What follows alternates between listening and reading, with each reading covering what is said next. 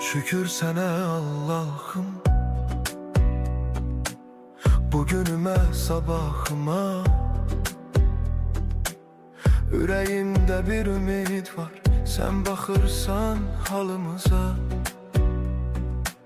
Şükür sana Allah'ım, yolumu düz saxla hər an.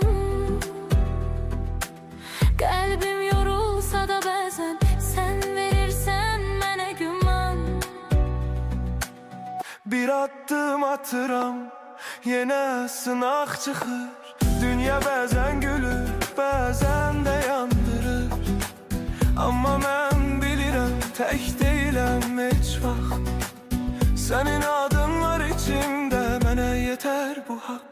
Evimə bərəkət, canıma səhət, qəlbimə təmizlik, dilimə məhəbbət. Hər kəs öz payını halal qazansın, Allahın nuru ilə qaranlıq dağılsın. Ya Rabbim gəncə güc ver, yaşlıya səbr ver. Qəmli olan ürəklərə biraz rahatlıq ver. Kim yorulub, kim ağlayıb, kim tək qalıbsa, sən çatdı köməyini, gecikmə Allah'ım. Şükür sənə Allah'ım, bugünümə sabah